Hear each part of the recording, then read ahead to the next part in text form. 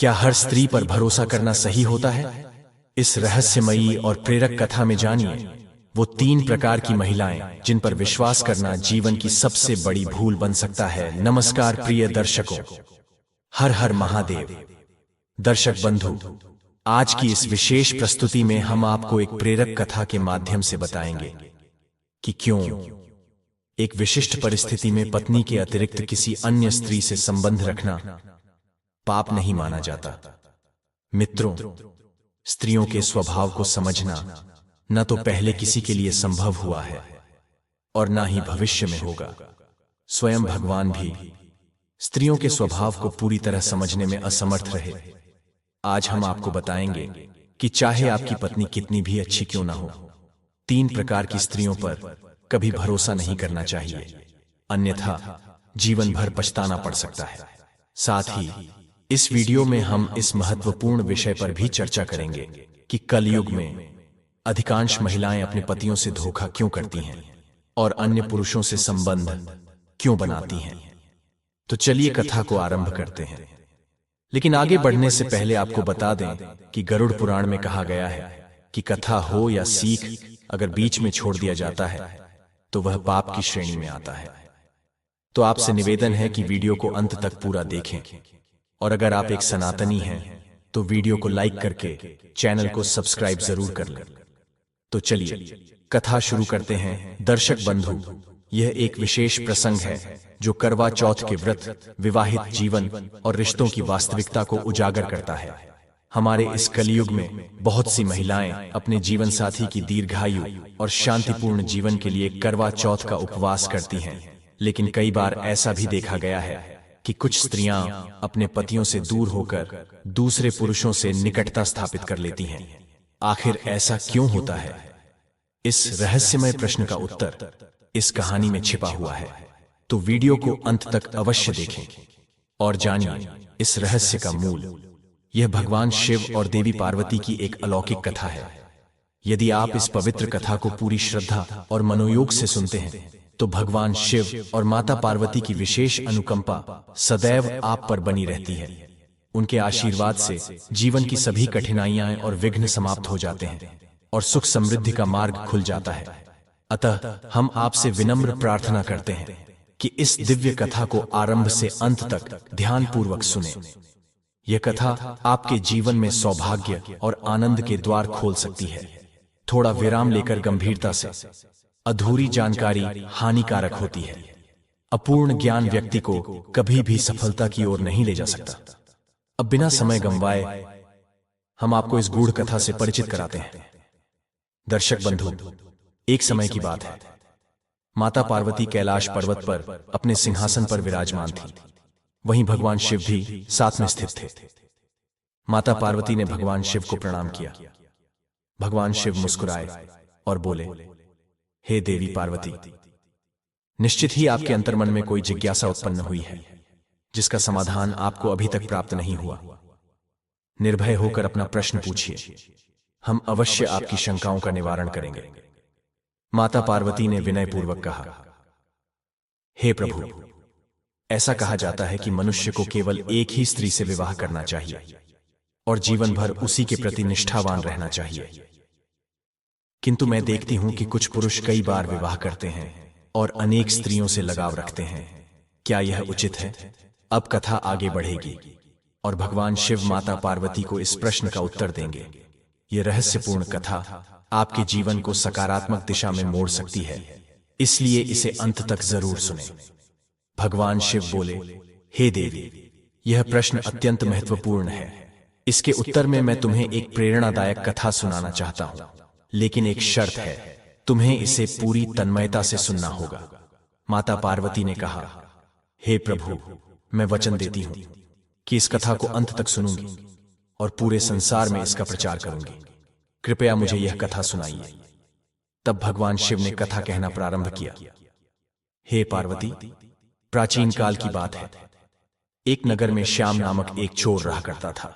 वह छोटे मोटे चोरी चकारी करके अपने परिवार की जीविका चलाता था, लेकिन इतनी धनराशि नहीं मिलती थी कि उसका घर सुचारू रूप से चल सके। एक दिन उसके मन में विचार आया, मैं छोटी चोरी करूं या बड़ी? अगर पकड़ा गया तो दंड तो बराबर ही मिलेगा, तो क्यों ना कोई बड़ी चोरी की जाए। यह सोचकर श्याम ने राजकोष को लूटने की योजना बनाई। सारी तैयारी के बाद एक रात वह चुपचाप राजमहल में प्रवेश कर गया। जहां राजा का खजाना रखा था वहां भारी संख्या में सिपाही तैनात थे। पहरा इतना कड़ा था मानो स्वयं मृत्यु उस खजाने की रखवाली कर रही हो। श्याम सोचने लगा, अगर मैंने कुछ भी प्रयास किया तो मैं जीवित नहीं बचूंगा। यह विचार आते ही उसने वापस लौटने का निश्चय किया, लेकिन तभी उसके मन में नया विचार आया। खाली हाथ लौटने से अच्छा है कुछ लेकर जाऊं ताकि यह प्रयास व्यर्थ न जाए। अब उसने नई योजना बनाई, क्यों न राजा के शयन कक्ष में जाकर उनके वस्त्र पहन लूं। अगर मैं राजा के वस्त्रों में खजाने तक पहुंचूं तो सिपाही मुझे राजा समझेंगे और मैं निर्दोष होकर खजाने को बाहर ले जा सकूंगा। यह सोचकर श्याम धीरे धीरे राजा के कक्ष की ओर बढ़ा। जैसे ही पर्दा हटाया और भीतर झांका, वह हक्का बक्का रह गया।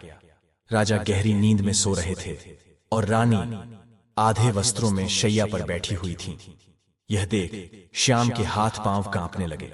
वह डरकर दीवार के पीछे छिप गया। वह इंतजार करने लगा कि रानी सो जाए ताकि वह अपनी योजना आगे बढ़ा सके। लेकिन बहुत देर बीतने के बाद भी जब उसे संदेह हुआ तो उसने पर्दा हटाकर देखा, रानी अब भी जाग रही थी। श्याम घबरा गया और उसी घबराहट में हाथ से फूलों का गुलदस्ता गिर गया। उसकी आवाज से राजा तो नहीं जागे, परंतु रानी ने तत्काल तलवार निकाल ली। रानी ने श्याम की गर्दन पर तलवार रखकर कहा, तुम कौन हो, यहां क्यों आए हो? सच सच बताओ, वरना अभी सिर धड़ से अलग कर दूंगी। श्याम पसीने से तरबतर हो गया। कांपते हुए उसने हाथ जोड़कर कहा, रानी साहिबा, मैं एक दरिद्र चोर हूं, सिर्फ परिवार के पेट पालने के लिए चोरी करता हूं। अगर आपने मुझे मार डाला तो मेरे छोटे बच्चे अनाथ हो जाएंगे। कसम खाकर कहता हूं, अब कभी आपकी ओर देखने की भी हिम्मत नहीं करूंगा। मेरे मासूम बच्चों पर दया कीजिए। रानी कुछ क्षणों के लिए मौन हो गई, फिर बोली, ठीक है, मैं तुम्हें छोड़ सकती हूं, लेकिन एक शर्त पर। श्याम घबरा गया। कौन सी शर्त रानी साहिबा? रानी ने उसकी आंखों में देखकर कहा, इस वक्त मुझे एक पुरुष की आवश्यकता है। अगर तुम मेरे साथ समय बिताओगे तो मैं तुम्हें छोड़ दूंगी, अन्यथा अभी तुम्हारा अंत निश्चित है। यह अजीबोगरीब प्रस्ताव सुनकर श्याम का भय और बढ़ गया। वह बोला, रानी साहिबा, मैं एक साधारण चोर और आप एक महान रानी, हम दोनों की कोई तुलना नहीं। रानी ने तलवार और करीब कर दी। ज्यादा मत सोचो, अगर जान प्यारी है तो जैसा कहा गया है वैसा करो, वरना मृत्यु के लिए तैयार हो जाओ। श्याम ने मन ही मन सोचा, दोनों ओर मौत ही है, क्या करूं? वह दुविधा में पड़ गया। बहुत सोचने के बाद उसने रानी से कहा, रानी साहिबा, कृपया 2 मिनट का समय दीजिए, मुझे पेशाब करने जाना है, फिर आपकी हर बात मान लूंगा। रानी ने इजाजत दे दी। श्याम तेजी से बाहर निकल गया। रानी इंतजार करती रही, लेकिन वह भाग खड़ा हुआ। जैसे ही वह महल के द्वार तक पहुंचा, सैनिकों ने पकड़ लिया। सैनिक ने पूछा, तू कौन है, क्या कर रहा था? श्याम ने सारा सच बता दिया। रानी ने पकड़ लिया था और छोड़ने की शर्त रखी थी कि शारीरिक संबंध बनाओ। मैं बहाना बनाकर भाग निकला। सैनिक कुछ क्षण सोचता रहा, फिर बोला, ठीक है, लेकिन एक शर्त पर तुझे छोड़ूंगा। जाकर रानी से कह देना कि संबंध बनाने से पहले उसे खुद अपने हाथों से राजा की हत्या करनी होगी। यह सुनकर श्याम और भी गहरे संकट में फंस गया। श्याम की चतुराई, श्याम के मस्तिष्क में विचार आया, यदि पहले ही रानी से संबंध बना लिया होता तो संभव है कि मेरी जान बच जाती, परंतु अब मेरी मृत्यु निश्चित प्रतीत हो रही है। अगर मैंने यह बात रानी को बताई तो संभवतः वह मेरी जान ही ले लेगी। अब श्याम को चारों ओर सिर्फ मृत्यु ही दिखाई दे रही थी। चाहे वह कहीं भी जाए, मौत उसकी परछाई बनकर साथ चल रही थी। बेबस होकर उसने एक कठोर निर्णय लिया और सीधे रानी के पास पहुंच गया। उसने हाथ जोड़कर कहा, रानी साहिबा, मैं आपकी शर्त स्वीकार करने को तैयार हूं, परंतु एक भय मुझे भीतर से झकझोर रहा है। अगर उस समय राजा जाग गए तो ना मैं जीवित रहूंगा और ना आप, दोनों को प्राणदंड मिलेगा। इसलिए यदि आप वास्तव में मेरे साथ जीवन व्यतीत करना चाहती हैं तो पहले एक बड़ा कार्य करना होगा। आपको स्वयं महाराज का अंत करना होगा, तभी हम दोनों निर्भय होकर साथ रह सकते हैं। यदि आप यह नहीं कर सकती तो मेरा वध कर देना ही उचित होगा। वासना में डूबी रानी कुछ पल के लिए ठिठकी, फिर उसने कहा, ठहरो, मैं अभी यह कार्य संपन्न करती हूं। यह कहकर उसने दोनों हाथों में तलवार उठाई और गहरी नींद में सो रहे राजा का सिर धड़ से अलग कर दिया। पूरा कक्ष रक्त से लाल हो गया। रानी स्वयं राजा के रक्त से भीग गई। यह भयानक दृश्य देखकर वह कुछ क्षण के लिए अचेत हो गई। यही अवसर था श्याम के लिए। वह तुरंत वहां से निकल भागा। भोर होते ही महल में त्राही त्राही मच गई। हर कोई राजा के हत्यारे की खोज में लग गया, पर कोई नहीं जान सका कि यह रहस्यमयी हत्यारा कौन था। रानी भी जोर जोर से विलाप कर रही थी।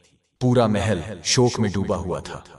केवल एक प्रहरी ऐसा था जो इस गुप्त सत्य से परिचित था। या तो यह पाप स्वयं रानी ने किया था, या फिर वह चतुर चोर श्याम। लेकिन उस प्रहरी ने यह रहस्य किसी को नहीं बताया। जब राजा की चिता सजाई गई, तब रानी ने एक घोषणा की, मैं अपने पति के साथ सती होना चाहती हूं। यह सुनते ही महल के सभी जनों के संदेह दूर हो गए, क्योंकि जो स्त्री स्वयं सती हो रही हो, वह अपने पति की हत्यारिन कैसे हो सकती है। रानी ने साज श्रृंगार कर चिता पर स्थान ग्रहण किया। राज्य के समस्त अधिकारी एक एक कर राजा की चिता पर लकड़ियां रखकर नमन करते गए। अंत में वही प्रहरी आया जो सच्चाई जानता था। जैसे ही उसने चिता पर लकड़ी रखी, उसने धीमे स्वर में कहा, रानी साहिबा, आप सती होने जा रही हैं। कम से कम यह तो बता दीजिए कि राजा की हत्या किसने की। यह सुनकर रानी चौंक गई। उसे आभास हो गया कि यह प्रहरी भी रहस्य से परिचित है। कुछ क्षण मौन रहने के बाद रानी ने धीरे से कहा, सुनो, ना तो मैंने राजा का वध किया और ना ही श्याम चोर ने। यदि तुम यह रहस्य सच में जानना चाहते हो तो तुम्हें एक स्थान पर जाना होगा। नगर के पश्चिम में घने जंगल के भीतर एक वृद्ध सन्यासी की कुटिया है। अगर सच्चाई जाननी है तो वहां जाओ, वे तुम्हें सब कुछ बताएंगे। प्रहरी इस रहस्य को जानने के लिए व्याकुल हो उठा। अगले ही प्रातः वह उस दिशा में चल पड़ा। जंगलों को पार करता हुआ वह उस स्थान पर पहुंचा जहां एक वृद्ध सन्यासिनी कुटिया के बाहर खड़ी थी। प्रहरी ने उनके चरणों में झुककर कहा, माता, मैं यह जानने आया हूं कि महाराज की हत्या किसने की। सन्यासिनी मुस्कुराई और बोली, बेटा, यदि तू सच जानना चाहता है तो पहले एक कार्य करना होगा। मेरी कुटिया के बाहर एक भेड़ बंधी है। प्रहरी ने बिना समय गंवाए तलवार उठाई और एक ही वार में भेड़ का सिर धड़ से अलग कर दिया। जैसे ही सिर गिरा, उसकी हड्डियों से कुछ चमचमाते दांत जमीन पर बिखर गए और फिर वह सिर अचानक हवा में उड़ने लगा। प्रहरी को पहले ही निर्देश दिए गए थे कि उसे उस उड़ते हुए सिर का पीछा करना है, क्योंकि वही सिर उसे असली हत्यारे तक ले जाएगा। वह सिर आकाश में तेजी से उड़ता गया और प्रहरी पीछे पीछे चलता रहा। यह उड़ता सिर उसे एक घने भयावह जंगल में ले आया, जहां केवल अंधकार ही अंधकार था। जंगल के मध्य एक विशाल गुफा थी। सिर सीधे उस गुफा के द्वार पर आकर गिरा। प्रहरी के मन में अनेक प्रश्न उठे। इस वीरान स्थान में कौन है जो मुझे इस रहस्य का उत्तर देगा। उसी क्षण गुफा के भीतर से कुछ हलचल हुई। यह गुफा एक भयंकर राक्षस की थी जो अपनी पुत्री के साथ वहीं निवास करता था। उस समय राक्षस भोजन की खोज में बाहर गया हुआ था और गुफा में केवल उसकी कन्या थी। जैसे ही राक्षसी कन्या को मानव गंध का आभास हुआ, वह सतर्क हो गई। जब उसकी दृष्टि द्वार पर खड़े रक्षक पर पड़ी तो उसने सोचा, यदि मैं इसे मारकर खा लूं तो भूख मिट जाएगी, पर अगर इसे जीवित रखूं तो यह मेरे लिए उपयोगी हो सकता है। यही सोचकर उसने अपना भयंकर रूप त्याग दिया और एक अत्यंत सुंदर युवती का रूप धारण कर लिया। वह मोहक अंदाज में प्रहरी के सामने आई। प्रहरी ने अपने जीवन में इतनी सुंदर स्त्री पहले कभी नहीं देखी थी। वह उसकी ओर खींचता चला गया। राक्षसी कन्या मुस्कुराई और उसे गुफा के भीतर आमंत्रित किया। जैसे ही वह भीतर गया, वह उसके मोहपाश में पूरी तरह बंध गया। उनके बीच गहरा संबंध स्थापित हो गया। रातें बीतने लगीं और अब राक्षस के लौटने का समय निकट था। राक्षसी कन्या ने तुरंत एक मंत्र पढ़ा और प्रहरी को एक मक्खी में परिवर्तित कर दी। उसे दीवार पर चिपका दिया। जैसे ही राक्षस गुफा में लौटा, वह गुर्राया, यहां मुझे मनुष्य की गंध आ रही है, क्या कोई यहां आया है? राक्षसी कन्या ने झूठी कथा गढ़ी। पिताश्री, भला कौन ऐसा साहसी होगा जो यहां आने की हिम्मत करेगा? यदि कोई आता भी तो मैं उसे चबा जाती। इस प्रकार वह राक्षस को धोखा देने में सफल रही। हर रात राक्षसी प्रहरी को पुरुष रूप में बदलती और उसके साथ समय बिताती। उनके मध्य शारीरिक संबंध भी बनते, लेकिन जैसे ही भोर होती, वह उसे फिर से मक्खी बनाकर दीवार पर चिपका देती। ऐसे ही कई दिन बीतते गए। प्रहरी अब उसी गुफा में रह रहा था।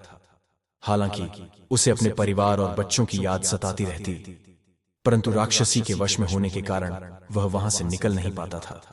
फिर एक रात उसे एक अवसर मिला। वह अंधेरे का लाभ उठाकर भाग निकला। कई दिन जंगलों में भटकते हुए अंततः वह अपने नगर लौट आया। बच्चों से मिलकर उसे अत्यधिक प्रसन्नता हुई। उसने सोचा, अच्छा हुआ मैं वहां से बच निकला। कौन जानता था वह अप्सरा मुझे और कितने दिन मक्खी बनाए रखती। समय बीतता गया, लेकिन एक दिन प्रहरी को उस राक्षसी की याद फिर सताने लगी। अब वह दिन रात उसी के ख्यालों में डूबा रहने लगा। उसकी अनुपम सौंदर्यता उसे विकल करने लगी। अब वह न तो ठीक से खा पा रहा था, न ही पी पा रहा था। हर समय यही सोचता कि फिर से उससे कैसे मिला जाए।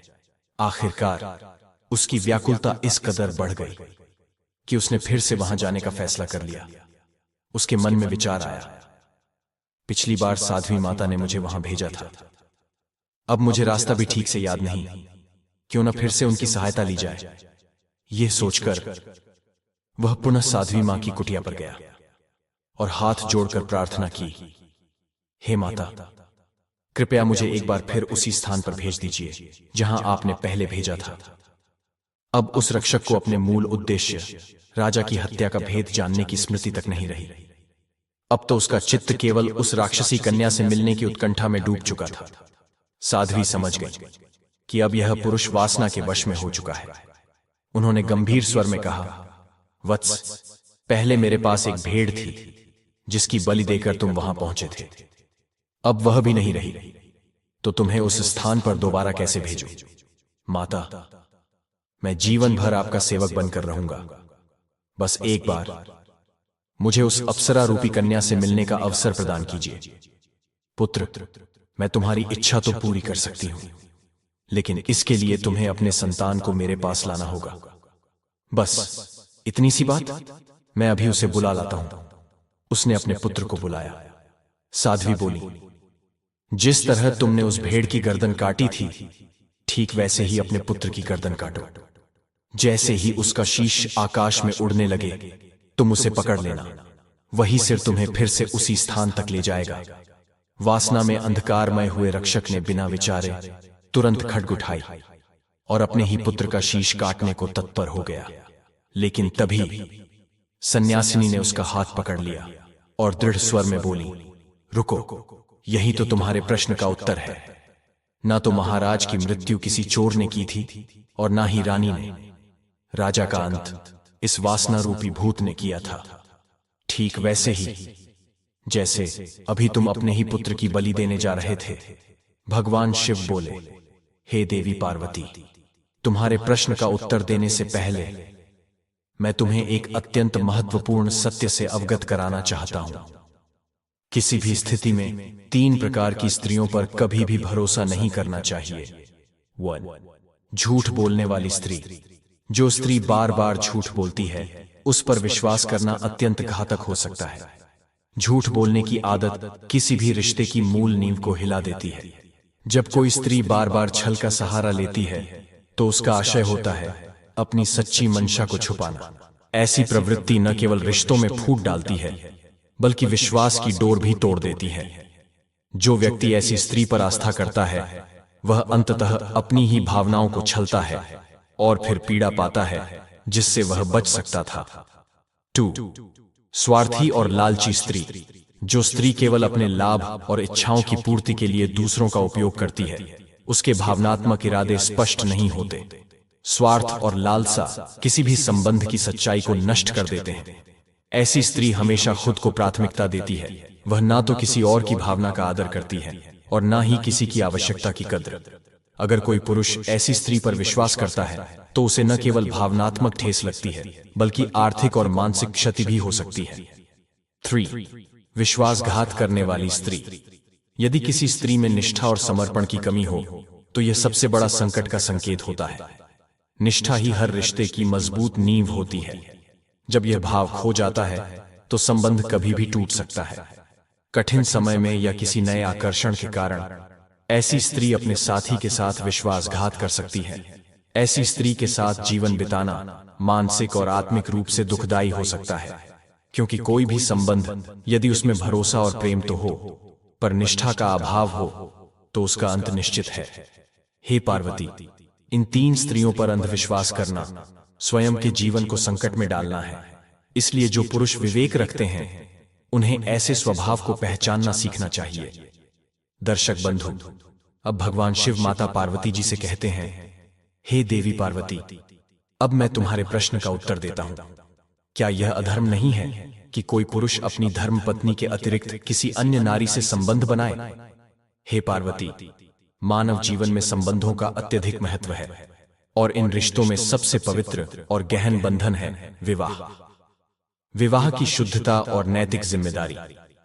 विवाह एक धार्मिक संस्कार है जो 2 आत्माओं को केवल शारीरिक ही नहीं बल्कि मानसिक, भावनात्मक और सामाजिक रूप से भी जोड़ता है। ऐसे में यदि कोई व्यक्ति अपनी पत्नी के अतिरिक्त किसी और स्त्री से संबंध बनाता है तो यह न सिर्फ अनैतिक है बल्कि धार्मिक दृष्टिकोण से भी महापाप की श्रेणी में आता है। भगवान शिव कहते हैं, हे देवी, विवाह केवल एक सामाजिक समझौता नहीं है बल्कि यह आत्माओं का पवित्र मिलन होता है। भारतीय परंपरा में पति पत्नी का संबंध पूर्ण विश्वास, आदर और प्रेम पर आधारित होता है।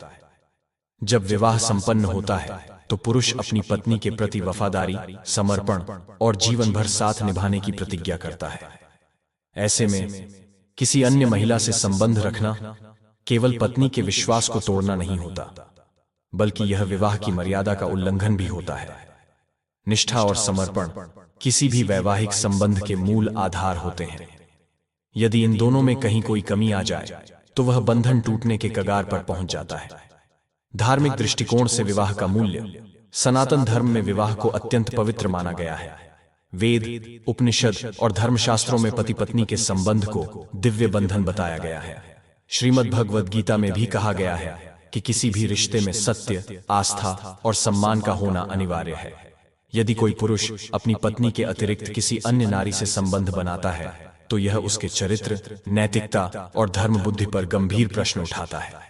सनातनी परंपरा के अनुसार विवाह के समय पति पत्नी 7 पवित्र व्रत लेते हैं जो जीवन भर साथ निभाने, आदर देने और निष्ठावान रहने की शपथ होते हैं।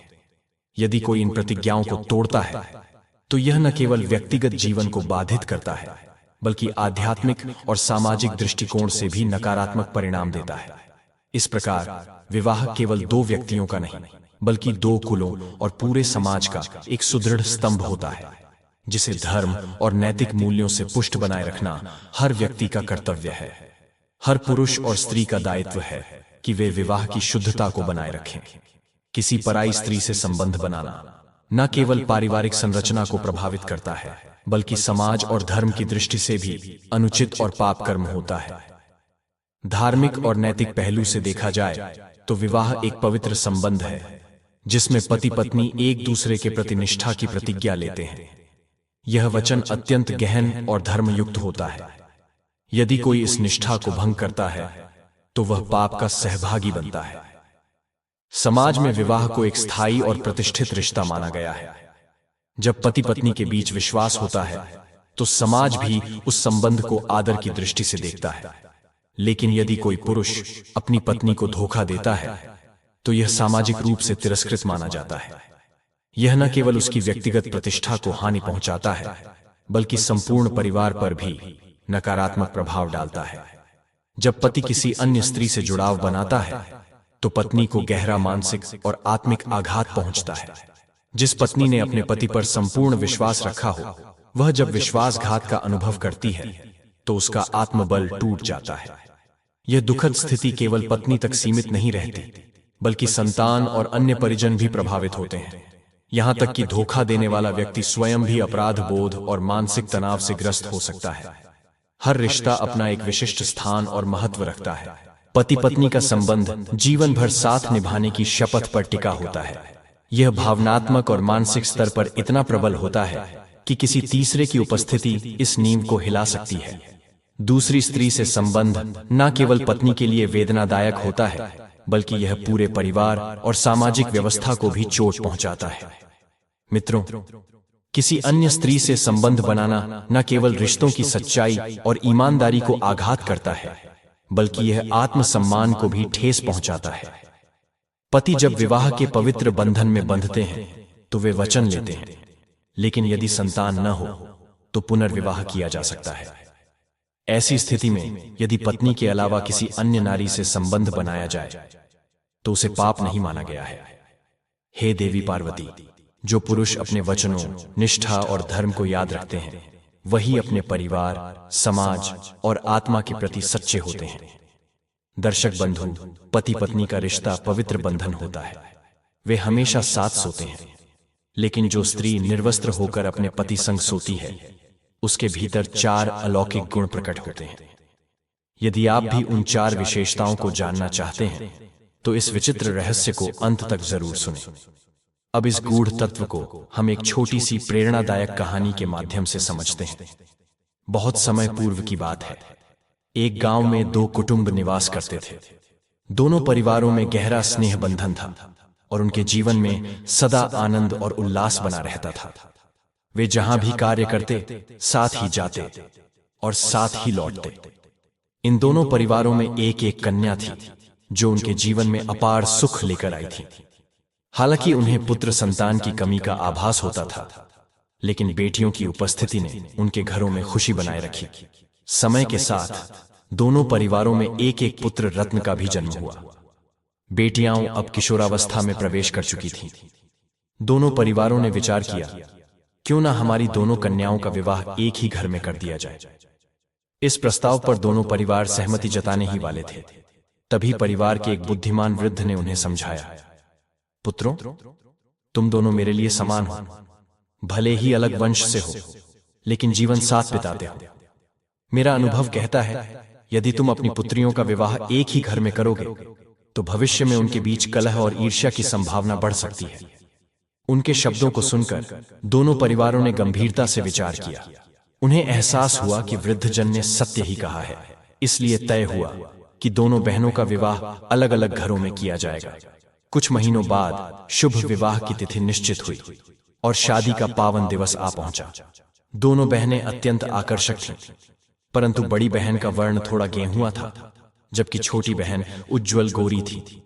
बड़ी बहन का आचरण बेहद सलीकेदार था, जबकि छोटी बहन गृह कार्य में कम रुचि रखती थी, हालांकि थोड़ी बहुत सहायता कर देती थी। दोनों का स्वभाव सहज और मधुर था। शादी तय हुई और दोनों कन्याएं अपने अपने ससुराल पहुंची। जब बड़ी बहन अपने पिया के घर पहुंची तो उसके पति ने उसे पहली बार देखकर कोई विशेष प्रसन्नता नहीं जताई। उसने स्वयं को समझाने का प्रयास किया, लेकिन वह पत्नी के प्रति आकर्षण अनुभव नहीं कर सका। धीरे धीरे उसने उससे दूरी बना ली, यहां तक कि अपने माता पिता से भी विरोध करने लगा। वह बार बार कहता, मैंने पहले ही कहा था कि मुझे उससे मिलने दो। आपने बिना पूछे मेरे लिए यह लड़की चुन दी।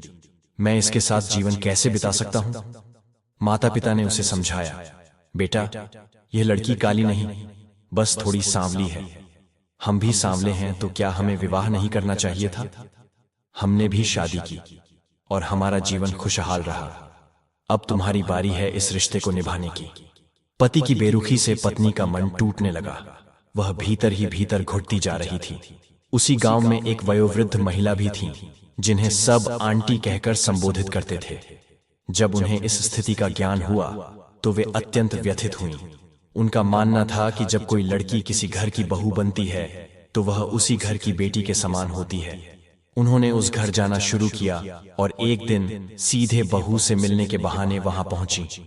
जैसे ही उन्होंने बहू को देखा, वो मुस्कुराकर बोली, अरे, यह तो बड़ी सुंदर बहू है। यह सुनकर पति चौंक गया। आंटी, आपको यह सुंदर लग रही है?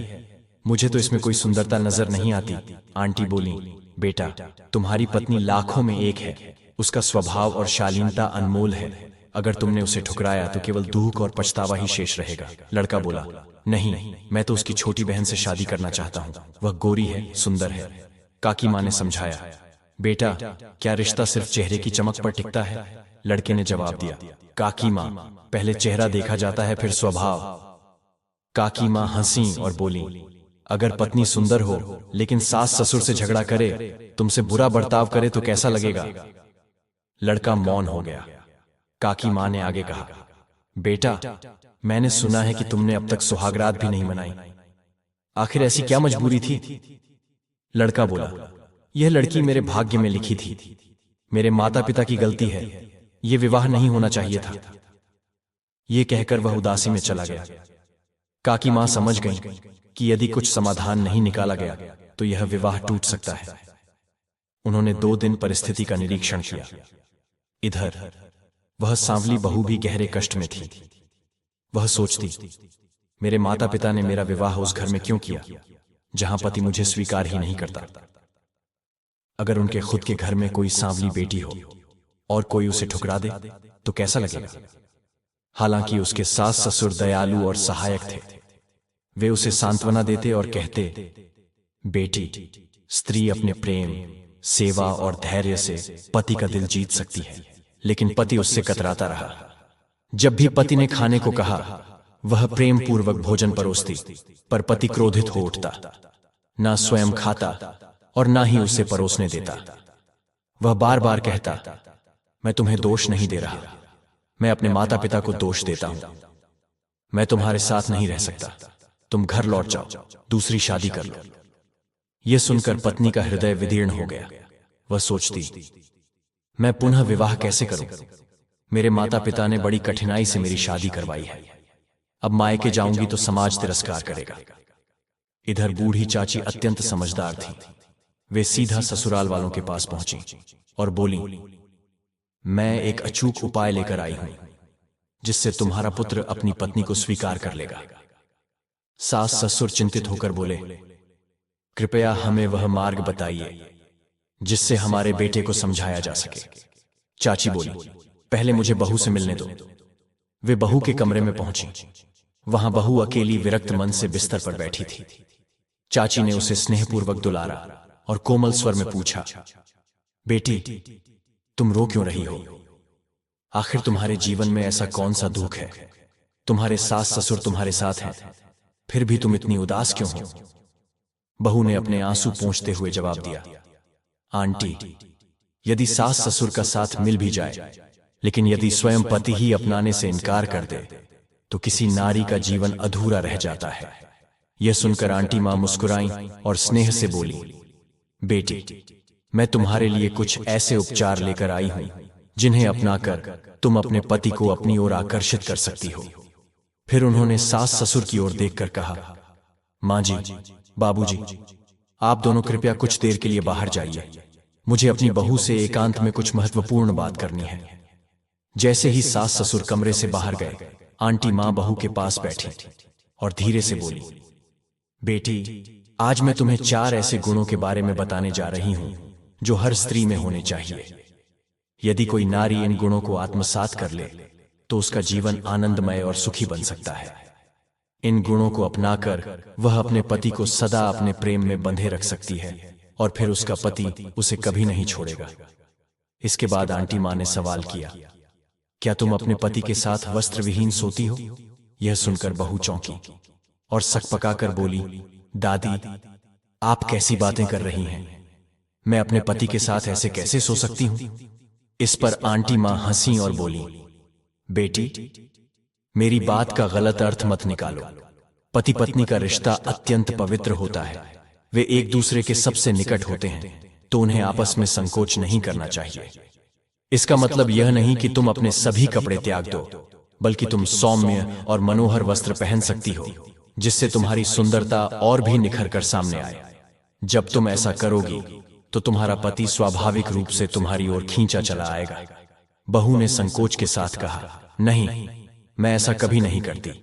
ये सुनकर वृद्धा मुस्कुराई और समझाने लगी, आज से इसे अपना कर देखो। थोड़ा सा श्रृंगार करके मनमोहक वस्त्रों में अपने पति के पास जाओ। धीरे धीरे वह तुम्हारी ओर आकर्षित होगा और तुम्हें अपने मन से अपनाएगा। यह कहकर वह वृद्धा बाहर निकलने लगी। तभी बहू ने उन्हें पुकारा, बुआ जी, आपने कहा था कि आप 4 गुण बताएंगी, लेकिन आपने तो सिर्फ एक ही बताया। बुआ जी मुस्कुराईं और बोली, पहले इस पहले उपाय को आजमाओ। यदि इससे भी कोई असर न हुआ तो बाकी 3 राज्य भी मैं तुम्हें बता दूंगी। बहू ने सिर हिलाया और बोली, ठीक है बुआ जी, मैं इसे आजमा कर देखूंगी। रात हुई। पति हमेशा की तरह अलग सोने की इच्छा जताने लगा, लेकिन घर में कमरों की अभाव था, इसीलिए उसे उसी कमरे में रुकना पड़ा। वह करवट लेकर सोने लगा। दूसरी ओर उसकी पत्नी कोमल और आकर्षक वस्त्रों में सज संवर कर लेटी हुई थी।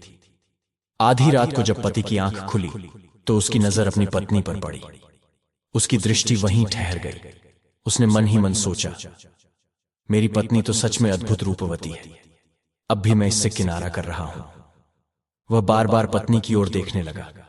हर अदा उसे अब मोहने लगी। इसी बीच पत्नी की आंख हल्की सी खुली। उसने देखा कि उसका पति उसे लगातार निहार रहा है। यह देखकर उसके होठों पर मधुर मुस्कान आ गई। वह आंखें बंद कर सोने का अभिनय करने लगी ताकि उसका पति उसे ऐसे ही देखता रहे। फिर उसने धीरे से करवट बदली, जिससे उसकी आकर्षक छवि और भी अधिक खिल उठी। पति के दिल में प्रेम की लहरें उठने लगीं। उसने सोचा, मैं कितने दिनों से इससे दूर भाग रहा था, पर यह तो सच में बहुत सुंदर है। धीरे धीरे वह अपनी पत्नी के समीप आया। पत्नी समझ गई कि उसकी कोशिशें रंग ला रही हैं। अब वह अपने पति को पूर्ण प्रेम में बांधने को तत्पर थी। तभी अचानक अलार्म घड़ी की तेज आवाज गूंज उठी। पति, जो पहले से जाग रहा था, घड़ी बंद करने उठा, लेकिन फिर वापस बिस्तर पर आकर लेट गया। कुछ समय बाद पत्नी की नींद खुली। उसने पति को जगाने का प्रयास किया और पूछा, क्या आप आज कार्य पर नहीं जाएंगे? पति ने झुंझलाकर जवाब दिया, तुम्हें क्या फर्क पड़ता है कि मैं जाऊं या नहीं? लेकिन पत्नी अब समझ चुकी थी कि प्रेम का बीज अंकुरित हो चुका है। अगली सुबह जब मौसी आईं, तो उन्होंने मुस्कुराते हुए पूछा, बेटी, क्या मेरी तरकीब असर कर रही है? पत्नी भी मुस्कुराई और बोली, मां, पूरी तरह तो नहीं, लेकिन असर धीरे धीरे दिखने लगा है। अगले दिन जब पति काम से घर लौटा तो उसने अपनी पत्नी को देखा। वह उस दिन अत्यंत सुंदर लग रही थी। वह उसके पास गया और प्रेम से उसे बाहों में भर लिया। दोनों बिस्तर पर लेट गए और प्यार भरी बातें करने लगे। उनके रिश्ते में गहराई आने लगी। समय बीतता गया और एक दिन पत्नी गर्भवती हो गई। ये खबर सुनते ही उसने तुरंत अपनी बूढ़ी मौसी को फोन किया। मौसी बेहद प्रसन्न हुई और बोली, बेटी, यदि कोई पत्नी चाहे तो वह अपने पति को अपने अनुरूप बदल सकती है, चाहे वह कैसा भी हो। पत्नी ने उत्सुकता से पूछा, तो क्या अब आप मुझे वे बाकी 3 गुण बताएंगी? मौसी मुस्कुराई और बोली, बेटी, मैं तो हमेशा अपने पति के साथ निर्वस्त्र होकर ही सोती हूं। पत्नी यह सुनकर आश्चर्यचकित रह गई। मौसी, पर इसके पीछे रहस्य क्या है? मौसी हंसी और बोली, बेटी, अब तो तुम्हारा उद्देश्य पूरा हो चुका है। अब तुम्हें इन बातों की आवश्यकता नहीं, लेकिन अगली बार जब मैं आऊंगी तो अवश्य बताऊंगी। इतना कहकर मौसी वहां से प्रस्थान कर गई। समय के साथ पति पत्नी का संबंध और मजबूत हो गया। अब पति अपनी पत्नी से अत्यधिक प्रेम करने लगा। धीरे धीरे यह बात उसके मित्रों के बीच चर्चा का विषय बन गई। जब दोस्तों ने उसका मजाक बनाना शुरू किया तो पति क्रोधित हो उठा। क्या तुम लोगों ने मेरी पत्नी को देखा भी है? वह कितनी आकर्षक है। मित्रों ने हंसते हुए कहा, हम तो उसे भली भांति जानते हैं। वह तो पास के गांव में एक व्यापारी के यहां सेवा करती थी। उसका रंग तो सांवला था। यह सुनकर पति ने दृढ़ स्वर में कहा, नहीं, वह सांवली नहीं, बल्कि मेरे लिए उज्जवल और सुंदर है। उसकी सुंदरता हमारे गांव की किसी भी नारी से कमतर नहीं है। जब मित्र लगातार हंसी उड़ाने लगे तो वह झल्ला उठा, आज से तुम मेरे मित्र नहीं हो, क्योंकि तुम मेरी पत्नी की उपेक्षा कर रहे हो। समय बीतता गया। अब उसकी पत्नी पूरी तरह से गर्भवती हो चुकी थी। उसने सोचा, यह शुभ समाचार मेरी साली को बताना चाहिए। जब उसने अपनी पत्नी की बहन को संदेश भेजा तो उसका जीवन साथी उससे मिलने के लिए निकल पड़ा। जब वह अपनी साली के घर पहुंचा तो देखा कि वह अत्यंत दुर्बल और क्षीण हो गई थी। ये देखकर उसके मन में गहन वेदना हुई। उसने सोचा, मेरी पत्नी तो गर्भवती हो गई, लेकिन उसकी बहन, जिसकी शादी मेरी पत्नी के साथ ही हुई थी, वह अब तक मातृत्व सुख से वंचित है। जब उसने यह बात अपनी पत्नी से साझा की तो पत्नी ने अपनी बहन को घर बुलाया और स्नेह से पूछा, बहन, तुम्हारी ये दशा कैसे हो गई? शरीर इतना दुर्बल क्यों हो गया? और अब तक तुम मां क्यों नहीं बन पाई? यह सुनते ही छोटी बहन फफक पड़ी और बोली, दीदी, मैं क्या बताऊं, सुंदरता के बावजूद भी मुझे अपने पति का स्नेह नहीं मिला। वो मुझसे दूरी बनाते हैं, पराई स्त्रियों से संपर्क रखते हैं और मुझ पर मानसिक व शारीरिक अत्याचार करते हैं। इसी पीड़ा के कारण मेरा मानसिक संतुलन भी बिगड़ता जा रहा है। हमारे जीवन में संतान का सुख नहीं है। जब भी मैं उनसे इस विषय में बात करती हूं तो वह क्रोधित हो जाते हैं और कहते हैं, तुम हर समय बच्चा बच्चा करती रहती हो। बड़ी बहन ने गंभीर स्वर में कहा, लोग बच्चों को लेकर असहिष्णु हो जाते हैं। वे तरह तरह के ताने देते हैं और मुझसे भी बहस करते हैं। अपनी बहन की स्थिति देखकर बड़ी बहन का हृदय व्याकुल हो उठा। उसने चिंता जताते हुए पूछा, क्या तुम रात्रि में अपने पति के साथ पूरी तरह वस्त्रहीन होकर विश्राम करती हो? छोटी बहन ने करुण भाव में उत्तर दिया, हां दीदी, मैं ऐसा करती हूं, लेकिन फिर भी मेरे पति को मुझ में कोई आकर्षण नहीं लगता। वे कहते हैं कि उनके आसपास मुझसे कई गुना सुंदर महिलाएं हैं जो केवल उनकी एक दृष्टि के लिए प्रतीक्षा में खड़ी हैं। यह सुनकर मेरा हृदय टूट जाता है। वे मुझे अपमानित करते हैं और कहते हैं कि मुझसे विवाह करके उन्होंने अपना जीवन नष्ट कर लिया। यह सब सुनकर बड़ी बहन का मन बोझिल हो गया। उसे अनुभव हुआ कि उसकी बहन की दशा उससे कहीं अधिक दयनीय है। तभी उसके देवर, जो छोटी बहन के पति के भाई थे, बोले, चिंता मत कीजिए, एक पुराने गांव में एक वृद्ध चाची हैं जो बहुत ज्ञानी हैं। उन्होंने कई कठिन समस्याओं का समाधान निकाला है। शायद वे इस स्थिति का हल बता सकें। ये कहकर वे तुरंत उस वृद्धा के पास गए और उन्हें घर ले आए। फिर उन्होंने कहा, चाची, ये मेरी भाभी हैं। इनकी समस्या गंभीर है। इनके पति इन्हें प्रेम नहीं करते। इनका अब तक कोई संतान नहीं है और इनके पति का अन्य स्त्रियों से मेल झोल भी है। सब कुछ सुनने के पश्चात चाची ने गंभीरता से कहा, बेटी, जब तुम्हारे पति का मन ही कहीं और है और तुम्हारी मानसिक अवस्था भी बिगड़ रही है, तो ऐसे में तुम्हारे लिए मातृत्व सुख प्राप्त करना कठिन है। तुम्हारी दशा सचमुच दयनीय है। लेकिन ध्यानपूर्वक सुनो, मैं तुम्हें कुछ विशेष बातें बताने जा रही हूं। यदि तुम इन्हें अपनाओ तो संभव है कि तुम्हारे पति का मन तुम्हारी ओर आकृष्ट हो जाए। इसके पश्चात वह स्त्री अपने पति को एक संत के पास लेकर जाती है। जब पति वहां पहुंचता है तो गुस्से में कहता है, मुझे क्या हो गया है जो तुम मुझे यहां ले आई हो? पत्नी उत्तर देती है, तुम स्वयं को पराई स्त्रियों को देखने और उनके साथ संबंध बनाने से रोक नहीं पा रहे हो। यही कारण है कि मैं तुम्हें यहां लाई हूं। पत्नी की बात सुनकर पति और भी क्रोधित हो जाता है और वहीं उसे मारने लगता है। यह देखकर संत रुष्ट हो जाते हैं और गरज कर कहते हैं, अरे मूर्ख, ये क्या कर रहे हो? जो व्यक्ति अपनी पत्नी पर हाथ उठाता है वह मनुष्य नहीं, राक्षस होता है। क्या तुम राक्षस हो? संत की बातें सुनकर पति और अधिक झुंझला उठता है और चिल्लाते हुए कहता है, ओ बाबा, मेरे निजी मामलों में हस्तक्षेप मत करो। यह कहकर वह जबरन अपनी पत्नी को वहां से घर ले जाता है। अब सत्य प्रकट होता है। पति के माता पिता भी उस स्त्री को पसंद नहीं करते थे। वे अक्सर कहते, शादी को इतना समय हो गया फिर भी यह मां नहीं बनी। शायद यह कभी मां नहीं बन सकती। हमें अपने बेटे की दोबारा शादी करवा देनी चाहिए। लेकिन वे अपने बेटे की करनी से अनजान थे। तब उस स्त्री ने अपने पति की सच्चाई उनके समक्ष रख दी। यह सुनकर माता पिता स्तब्ध रह गए और गुस्से में बोले, बेटा, तुम ये क्या कर रहे हो? तुम्हारी पत्नी होते हुए भी तुम ऐसे काम कर रहे हो? यह सरासर अनुचित है। लेकिन उनका पुत्र उनकी बातें अनसुनी कर देता है। जब पति अपनी गलतियां स्वीकार नहीं करता तो पत्नी एक बार फिर उस वृद्ध चाची के पास जाती है और कहती है, मैं तो इसे संत के पास भी ले गई थी। उन्होंने भी इसे फटकार लगाई, फिर भी इस पर कोई असर नहीं पड़ा। यह सुनकर चाची मुस्कुराई और स्नेह से बोली, बेटी, मेरी बात ध्यान से सुन। इसके बाद वे दोनों बहनों को अपने समीप बुलाती हैं और समझाती हैं, जो नारी अपने पति संग रात्रि में वस्त्र विहीन होकर सोती है, उसमें 4 विशिष्ट गुण होते हैं। यदि तुम दोनों में ये गुण होंगे तो तुम सच्ची आदर्श पत्नियां कहलाओगे। चाची ने पहला गुण बताया, ऐसी स्त्री का पति कभी विचलित नहीं होता, उसका मन सदैव पत्नी की ओर खींचता है।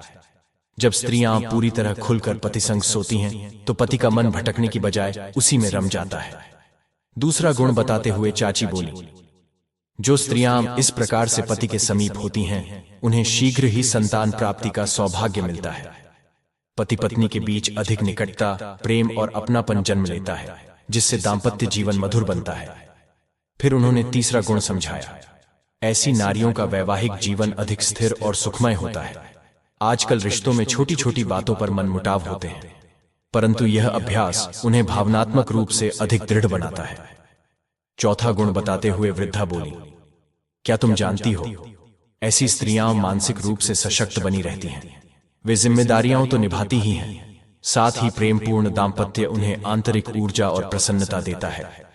इसके पश्चात चाची ने कहा, बेटी, ये चारों गुण तेरी बड़ी बहन में पहले से हैं, इसी कारण उसका दाम्पत्य जीवन सफल और आनंदपूर्ण है। उसका पति अब पूरी तरह उसके प्रेम में बंध चुका है, पर आरंभ में ऐसा नहीं था। यह समय के साथ संभव हुआ है। अब तू बताओ, क्या तू भी इन गुणों को अपनाना चाहेगी? ये सुनकर छोटी बहन दुखी स्वर में बोली, ओ चाची मां, जब मेरा पति मेरे पास आता है और मैं भी उसके समीप इसी तरह होने की कोशिश करती हूं तो वह मुझ पर बिगड़ जाता है, मुझे बुरा भला कहता है, यहां तक कि मारता भी है। कहता है, तू कैसी औरत है, ये बेहूदगी क्यों कर रही है? तू अपनी काया दिखाकर क्या सिद्ध करना चाहती है? अब आप ही बताइए, मैं इस परिस्थिति में क्या करूं? यह सुनकर वृद्ध चाची स्तब्ध रह गईं और बोली, चलो बेटी, मैं तुम्हें एक संत पुरुष के पास ले चलती हूं, वे तुम्हारी समस्या का समाधान बताएंगे। तुम्हारी बहन ने जो उपाय किए वही तुम भी कर रही हो, फिर भी तुम्हारे पति पर उसका असर क्यों नहीं हो रहा? जरूर इसके पीछे कोई विशेष कारण छिपा है। इसके बाद चाची उसे संत के पास ले गई। उस समय संत विश्राम कर रहे थे। जब वे बाहर आए, चाची उनके पास गईं और बोली, हे बाबा, आज एक स्त्री का जीवन टूटने की कगार पर है, कृपया उसे मार्ग दिखाइए। अगर आप उसकी मदद करेंगे तो उसके जीवन में फिर से आशा और सुख लौट सकता है। संत ने गंभीर स्वर में कहा, हे वृद्धा, मुझे विस्तार से बताओ, इस स्त्री का जीवन कैसे संकट में आ गया है? तब चाची ने कहा, बाबा, ये दोनों सगी बहनें हैं। बड़ी बहन का विवाह सफल है, लेकिन छोटी बहन का पति न उससे बात करता है, न पास बैठता है, न शारीरिक संबंध बनाता है। मैंने जो उपाय बड़ी बहन पर आजमाए थे वही इसकी छोटी बहन पर भी किए, परंतु इसका कोई परिणाम नहीं निकला। यह सुनकर बाबा बोले, हे वृद्धा, यह सत्य है कि पति को सही मार्ग पर लाने में पत्नी की भूमिका अत्यंत महत्वपूर्ण होती है। यदि पति भटक जाए तो उसे उचित दिशा में लाने की सर्वाधिक सामर्थ्य स्त्री में होती है। यदि पति अपनी अर्धांगिनी की बात सुनने लगे तो वह सहज रूप से उसकी छाया में आ जाता है, किंतु यदि पत्नी बार बार प्रयत्न करने के बाद भी अपने जीवन साथी को उचित राह पर नहीं ला पाती तो यह दोष स्त्री का नहीं बल्कि पुरुष के स्वभाव का होता है। संत ने गंभीर स्वर में कहा, यदि उसका चरित्र दूषित न होता तो वह अपनी पत्नी में ही सौंदर्य देखता। जब कोई पुरुष अपनी पत्नी से प्रेम करता है और उसके साथ आत्मिक एवं शारीरिक संबंध स्थापित करता है तो उसका मानसिक संतुलन संतुलित रहता है। न वह पत्नी से दुर्व्यवहार करता है, न उस पर हाथ उठाता है। संतान प्राप्ति से उसका चित्त स्थिर होता है और धीरे धीरे वह अन्य स्त्रियों के प्रति आकर्षण खो देता है। परंतु यदि ऐसा नहीं हो रहा है तो इसका तात्पर्य है कि उसमें यह प्रवृत्ति प्रारंभ से ही रही है। बाबा ने आगे कहा, वह अपनी धर्म पत्नी से घृणा इस कारण नहीं कर रहा कि वह सुंदर नहीं है, बल्कि इसलिए कि उसे झ्यात है कि उसकी पत्नी अत्यंत आकर्षक है, परंतु उसका चित्त किसी अन्य स्त्री में आसक्त हो चुका है। वह सोचता है कि जब तक वह उस स्त्री के साथ है उसके जीवन में कोई विघ्न नहीं आएगा, किंतु यदि उसका अपनी पत्नी से सच्चा बंधन होता तो वह उस पराई स्त्री के साथ कभी संतोष नहीं पा सकता था। बाद में संत ने उस नारी को ढाढ़स बंधाते हुए कहा, बेटी, मैं प्रत्यक्ष रूप से इस विषय में हस्तक्षेप नहीं कर सकता, परंतु तुम्हें कुछ आवश्यक बातें बताने जा रहा हूं। यदि तुम उन्हें अपनाओ तो निश्चित ही तुम्हारे जीवन में शांति और सौभाग्य लौट सकता है। संत बोले, बेटी, अपने पति से प्रेम पूर्वक वार्ता करो, अपने हाथों से भोजन कराओ, उसकी हर आवश्यकता का ख्याल रखो। यदि इसके पश्चात भी वह तुमसे विवाद करता है तो संयम रखो। यदि तुम परिस्थिति से थककर मायके लौट जाओगी तो जीवन में संतोष नहीं मिलेगा। तुम्हारे जीवन में संतान का भी अभाव है। यदि तुम्हारे पास संतान होती तो तुम उसे उचित दिशा देकर जीवन को सार्थक बना सकती थी। किंतु यह मत भूलो कि परमात्मा का न्याय विलंबित हो सकता है, परंतु अधूरा नहीं। एक दिन तुम्हारा जीवन साथी अवश्य लौटेगा।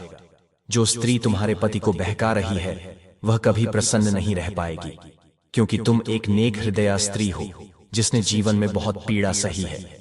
मैंने तुम्हारा मन पूर्णतः समझ लिया है। यह सत्य है कि एक नारी यदि चाहे तो अपने पति को दिशा दे सकती है, परंतु यह भी यथार्थ है कि संसार में कुछ पुरुष ऐसे होते हैं जिनकी प्रवृत्ति ही विकृत होती है। चाहे उनकी पत्नी कितना भी प्रयास कर ले, वे अपनी कुछ संस्कारों से नहीं बचते। वे अन्य स्त्रियों से मेल झोल रखते हैं, अपनी पत्नी से कठोरता से पेश आते हैं, उसे आघात पहुंचाते हैं और यहां तक कि अपने माता पिता से भी तकरार करते हैं। ऐसे व्यक्तियों का जीवन अंततः विनाश की ओर जाता है और कोई उन्हें बचा नहीं सकता। बेटी, तुम्हारे पति का स्वभाव अब अत्यंत बिगड़ चुका है, फिर भी तुम्हें अपने संबंध को सहेजने का प्रयत्न करना चाहिए। यदि वे तुम्हारे प्रति व्यवहार में बदलाव लाएं तो धीरे धीरे तुम्हारे जीवन में भी सुख लौट सकता है और मातृत्व का सौभाग्य प्राप्त हो सकता है। लेकिन यदि वे तुम्हारे साथ हिंसात्मक व्यवहार करते हैं तो उन्हें रोकने का प्रयास न करना, क्योंकि इससे वे और अधिक उग्र हो सकते हैं, जिससे तुम्हें मानसिक यातना झेलनी पड़ सकती है। वे बार बार कहेंगे कि यदि तुम मायके चली जाती तो उनका जीवन समाप्त हो जाता। लेकिन एक दिन ऐसा भी आएगा जब तुम्हारा भाग्य तुम्हारे द्वार पर दस्तक देगा और तुम मां बनोगी।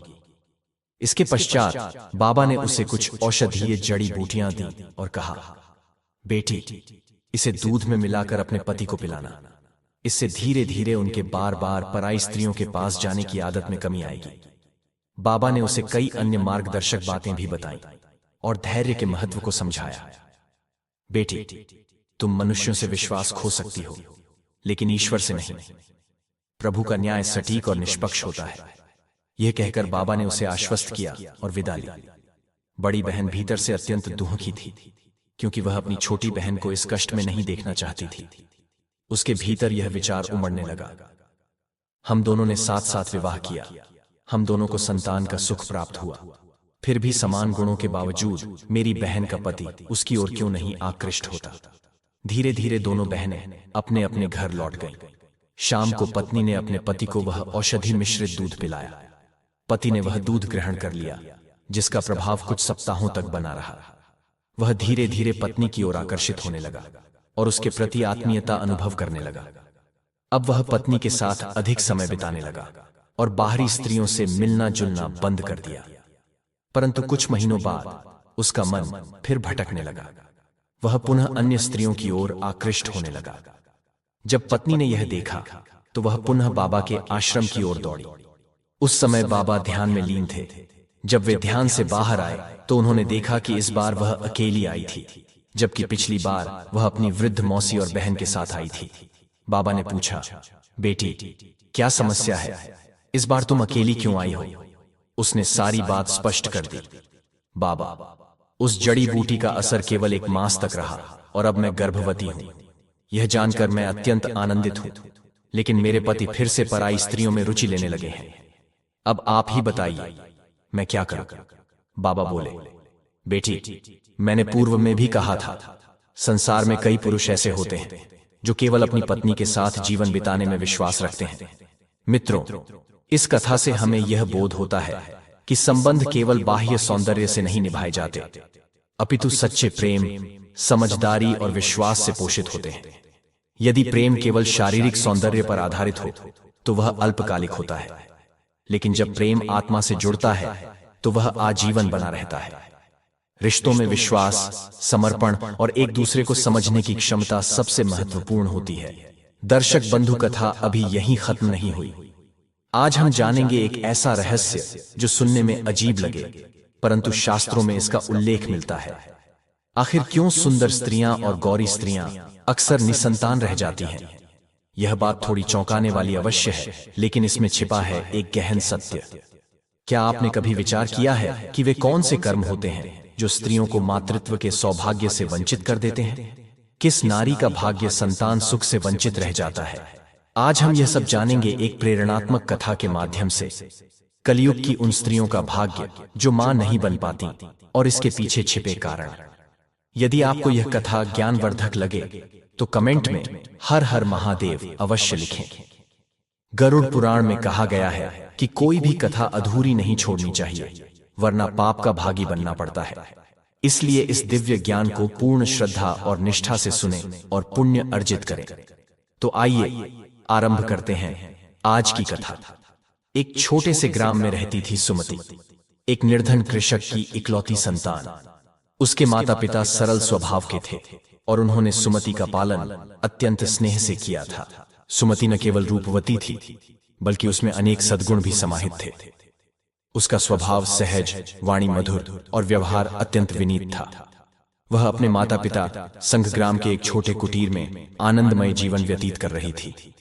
उस गांव पर शासन करते थे राजा वीर सिंह, जो अब तक अविवाहित थे। राजा प्रायः स्वयं गांव का भ्रमण करते थे, क्योंकि उन्हें अपनी प्रजा की समस्याओं की जानकारी स्वयं प्राप्त करना पसंद था। एक दिन राजा वीर सिंह उसी गांव से होकर गुजर रहे थे।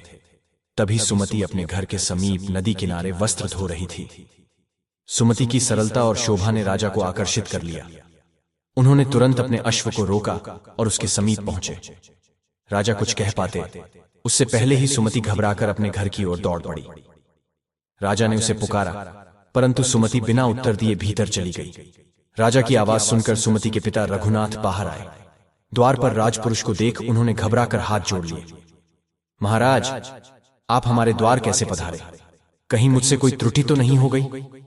राजा मुस्कुराए और बोले, रघुनाथ, तुमसे कोई गलती नहीं हुई है, बल्कि मैं एक विशेष प्रयोजन से आया हूं। रघुनाथ का स्वर कांपने लगा। आदेश दें महाराज, मैं सेवा के लिए प्रस्तुत हूं। राजा वीर सिंह गंभीर स्वर में बोले, मुझे तुम्हारी पुत्री सुमति पसंद है, मैं उससे विवाह करना चाहता हूं। राजा का प्रस्ताव सुनकर रघुनाथ स्तब्ध रह गए। वे एक सामान्य कृषक थे। राजा का प्रस्ताव अस्वीकार करना उनके लिए असंभव था। उन्होंने सोचा, मेरी बेटी अब रानी बनकर राजमहल में सुखपूर्वक जीवन बिताएगी। यह सोचकर उन्होंने स्वीकृति दे दी। राजा वीर सिंह ने सुमति से विवाह हेतु भव्य आयोजन करवाया। समस्त राज्य में यह समाचार फैल गया कि राजा एक कृषक की पुत्री से परिणय बंधन में बंधने जा रहे हैं। कुछ ही समय में विवाह संपन्न हुआ और सुमति महल में आ गई। शादी के आरंभिक दिन अत्यंत मधुर बीते। राजा सुमति से स्नेहपूर्वक व्यवहार करते और दोनों साथ में सुखद समय व्यतीत करने लगे। एक वर्ष के भीतर सुमति ने एक पुत्र को जन्म दिया। संपूर्ण महल में उत्सव का वातावरण था, परंतु समय के साथ स्थिति परिवर्तित होने लगी। विवाह को 6 वर्ष बीत चुके थे। पुत्र अब 5 वर्ष का हो गया था, लेकिन अब राजा का मन सुमति से हटने लगा था। एक दिन राजा की दृष्टि एक अन्य स्त्री पर पड़ी, जो अत्यंत रूपवती और आकर्षक थी। राजा ने शीघ्र ही उससे भी विवाह कर लिया और उसे महल में ले आए। नई रानी के आगमन के बाद सुमति की उपेक्षा होने लगी। वह सदैव सुमति को नीचा दिखाने का प्रयास करती। राजा वीर सिंह भी अब सुमति की बातों को नजरअंदाज करने लगे। महल में सुमति की स्थिति दिन ब दिन दुर्बल होती चली गई। एक दिन नई रानी ने राजा को सुमति को महल से निकाल देने के लिए मना लिया। राजा ने पुत्र को अपने पास रख लिया और सुमति को महल से निष्कासित कर दिया। वापसी और पीड़ा। सुमति विवश होकर अपने पिता के घर लौट आई। उसने अपने माता पिता को अपने कष्ट की संपूर्ण व्यथा सुनाई। उनकी पुत्री की स्थिति देख वे बहुत दुखी हुए, लेकिन राजा के विरुद्ध कुछ कर पाने में असमर्थ थे। दुख और चिंता ने उनके स्वास्थ्य पर प्रभाव डाला। सुमति की मां को श्वास की कठिनाई होने लगी और कुछ ही दिनों में उनका देहांत हो गया। मां के जाने के बाद रघुनाथ भी शोक में डूब गए। पुत्री की बेबसी और पत्नी की मृत्यु ने उन्हें भीतर से तोड़ दिया। कुछ समय बाद वे भी इस संसार से विदा हो गए। अब सुमति बिल्कुल अकेली रह गई थी, न कोई साथ, न कोई सहारा। वह किसी से कुछ कहने की भी सामर्थ्य नहीं जुटा पा रही थी। इस कठिन समय में उसके जीवन में प्रवेश किया एक ऊंट व्यापारी मदन, जो पहले उनके घर आता जाता था, अब अधिक नियमित रूप से आने लगा। उसने सुमति से सहानुभूति जताई, हालचाल लेने लगा। अंदर से टूटी हुई सुमति को मदन की बातों में सच्चाई लगी। कुछ समय बाद मदन ने विवाह का प्रस्ताव रखा। सुमति को भी सहारे की आवश्यकता थी। उसने प्रस्ताव स्वीकार कर लिया। दोनों एक साथ जीवन यापन करने लगे। मदन हर वर्ष ऊंट मेले में जाया करता था। एक दिन उसने सुमति से कहा, तुम सदा घर में रहती हो, इस बार मेरे साथ मेला चलो, वहां का वातावरण सुंदर होता है। सुमति ने सोचा, शायद बाहर जाकर मन बदले, और वह साथ चलने को तैयार हो गई। मेले में मदन ने उसे घुमाया, उसका दिखावा किया, लेकिन उसके मन में एक घिनौनी योजना चल रही थी। उसने ऊंटों के साथ साथ सुमति का भी सौदा कर दिया था। सुमति को इसकी कोई भनक तक नहीं थी। उसने सुमति को ऊंटों के पास बैठा दिया और कहा, मैं अभी आता हूं, और वहां से चला गया। कुछ समय बाद कुछ व्यापारी वहां आए और सुमति को जबरदस्ती ऊंटों के साथ ले जाने लगे। सुमति डर गई और चीखने लगी, तुम मुझे कहां ले जा रहे हो? सौदागर उसकी चीखें दबाने के लिए उसे बेहोश कर देते हैं। जब उसे होश आया तो उसने स्वयं को एक अजीबोगरीब और अनजान स्थान पर पाया। वह स्थान एक वेश्यालय था। वहां की संचालिका ने कठोर स्वर में कहा, अब से तुम्हारा ठिकाना यही होगा। हमने तुम्हें खरीदा है। अब तुम्हें यहां नृत्य करना होगा और उन व्यक्तियों की इच्छाओं की पूर्ति करनी होगी जो यहां आते हैं। बदले में तुम्हें भोजन, वस्त्र और सिर ढकने के लिए आश्रय प्राप्त होगा। सुमति ने क्रोधित स्वर में उत्तर दिया, मैं यह सब कभी नहीं करूंगी। मालकिन ने ठंडे लहजे में कहा, अगर हमारी बात नहीं मानी तो तुम्हें भूखा रखा जाएगा, पीटा जाएगा और मृत्यु तक पहुंचा दिया जाएगा। तुम्हारे पास कोई अन्य विकल्प नहीं है। सुमति ने बहुत विरोध किया, परंतु उसकी आवाज अनसुनी कर दी गई। धीरे धीरे यातना और भूख ने उसकी इच्छा शक्ति को तोड़ दिया। विवश होकर उसने उस स्थान पर काम करना प्रारंभ किया। यद्यपि उसका अंतर्मन पूरी तरह विरोध करता रहा। सुमति का जीवन अंधकार से भर गया था। हर दिन अपने भीतर के दर्द को छिपाकर वह जीने को मजबूर थी। समय बीतता गया और देखते ही देखते 13 वर्ष बीत गए। अब सुमति लगभग 40 वर्ष की हो चुकी थी। उसकी सुंदरता आज भी बरकरार थी, लेकिन उसका चेहरा सदा विषाद में डूबा रहता। एक दिन एक नवयुवक राजकुमार गोपाल उस कोठे में आया। उसकी आयु लगभग 21 वर्ष थी। उसने मालकिन से कहा, मुझे यहाँ की सबसे आकर्षक स्त्री से मिलवाइए। मालकिन ने कई स्त्रियों को दिखाया, परंतु उसने सुमति को चुना। राजकुमार उसके कक्ष में गया। कुछ क्षण साथ बिताने के पश्चात सुमति ने पूछा, तुम कौन हो और कहां से आए हो? राजकुमार मुस्कुराया और बोला, मैं इस राज्य का युवराज गोपाल हूं। मेरे पिता महाराज वीर सिंह हैं। यह सुनते ही सुमति के पैरों तले जमीन खिसक गई। उसकी आंखें आश्चर्य से फैल गईं। वह मौन हो गई, मानो उसकी वाणी छिन गई हो। वह झटपट अपने शरीर को वस्त्रों से ढकने लगी। उसके भीतर एक तूफान उठ रहा था। उसे झात हुआ कि यह वही पुत्र है जिसे वह शैशवावस्था में खो चुकी थी। सुमति का हृदय पीड़ा और लज्जा से भर गया। उसने आकाश की ओर हाथ उठाए और रोते हुए कहा, हे प्रभु, ऐसा कौन सा अपराध मुझसे हुआ कि आज मुझे अपने ही पुत्र से अपमानित होना पड़ा? क्या यह मेरे पूर्व जन्मों के दुष्कर्मों का फल है? राजकुमार कुछ समझ नहीं पा रहा था कि सुमति इस प्रकार का व्यवहार क्यों कर रही है। वह थोड़ी देर चुप रहा और फिर वहां से जाने की अनुमति मांगी। सुमति ने मंद स्वर में कहा, तुम जा सकते हो। राजकुमार के जाते ही सुमति बिलख बिलख कर रोने लगी। वह स्वयं से प्रश्न करने लगी, आखिर ऐसा कौन सा पाप किया है मैंने, जो मेरी पूरी जिंदगी अपमान और दुख से भर गई है? मित्रों, ऐसा कहा गया है कि मानव के कर्म चाहे जैसे हों, उसका फल अवश्य मिलता है। इसीलिए सदैव शुभ कर्म करने चाहिए। राजकुमार गोपाल से मिलना सुमति के जीवन में एक और गहरा घाव छोड़ गया। वह अपने कक्ष में अकेली बैठी रही। उसकी आंखों से आंसू रुकने का नाम नहीं ले रहे थे। वह दीवार से सिर टकराकर विलाप करती रही। कुछ समय बाद उस स्थान की संचालिका उसे देखने आई। उसे लगा शायद राजकुमार ने सुमति को कोई बहुमूल्य उपहार दिया होगा। लेकिन जब उसने सुमति को अत्यंत उदास और अश्रुपूरित देखा तो चौंक गई। मालकिन ने पूछा, क्या हुआ? आज तो राजकुमार आए थे, तुम्हें तो प्रसन्न होना चाहिए, क्या उन्होंने कोई भेंट नहीं दी? सुमति ने रोते हुए उत्तर दिया, हाँ, उपहार तो मिला, लेकिन ऐसा घाव भी दे दिया जो जीवन भर न भर सकेगा। ये पीड़ा अब मेरी आत्मा में बसी रहेगी। मालकिन चकित रह गई। आखिर हुआ क्या? बताओ तो सही। पहले तो सुमति मौन रही, लेकिन धीरे धीरे उसने संपूर्ण सत्य कह सुनाया। उसने बताया कि राजकुमार गोपाल और कोई नहीं बल्कि उसका ही पुत्र था, वही बालक जिसे उसने वर्षों पहले खो दिया था, और आज वही पुत्र अनजाने में अपनी ही मां का अपमान कर गया। मालकिन यह सुनकर स्तब्ध रह गई। उसने कहा, मैंने अपने जीवन में ऐसा मर्मांतक सत्य पहले कभी नहीं सुना। यह तो विधि का ऐसा क्रूर मजाक है जिसे शब्दों में नहीं बताया जा सकता। तुम पर बहुत बड़ा अत्याचार हुआ है। मैं तुम्हें अब यहां रहने के लिए विवश नहीं करूंगी। सुमति ने मालकिन से प्रार्थना की, माताजी, कृपया मुझे यहां से जाने दें। मैं छोटा मोटा काम करके अपना जीवन बिता लूंगी, परंतु अब यहां रहकर नहीं जी सकती। मालकिन कुछ क्षण चिंतन में रही और फिर बोली, तुमने यहां रहकर अपार कष्ट झेले हैं और मेरे लिए बहुत धन भी कमाया है। जितना मैंने तुम्हें खरीदते समय व्यय किया था वह तुमने कई गुना लौटा दिया है, और जो आज तुम्हारे साथ हुआ उसने मुझे भीतर तक झकझोर दिया है। तुम मुक्त हो, जहां चाहो जा सकती हो। यदि कभी मेरी आवश्यकता हो तो मुझे याद करना। सुमति मालकिन के चरणों में झुक गई और कृतज्ञ स्वर में बोली, मैं बस यह जानना चाहती हूं कि अब मेरे हिस्से में और कितनी पीड़ाएं शेष हैं, पर मैं हार नहीं मानूंगी।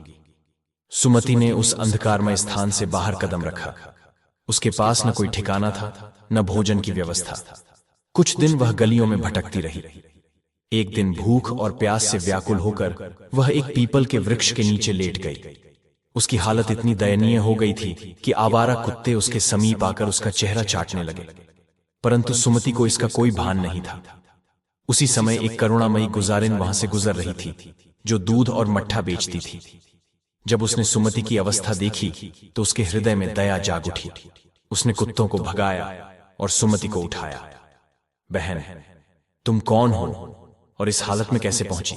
गुजारिन ने स्नेहपूर्वक पूछा। लेकिन सुमति का गला सूख चुका था, वह कुछ बोल न सकी। गुजारिन ने तत्काल अपना गिलास निकाला और उसमें दूध डालकर सुमति को पिलाया। सुमति ने थोड़ा दूध पिया और कुछ उसके होठों से बह गया। गुजारिन बोली, चलो बहन, मेरे साथ चलो। मेरे घर चलकर स्नान करो, भोजन करो और विश्राम करो। तुम इस अवस्था में यहां नहीं रह सकती।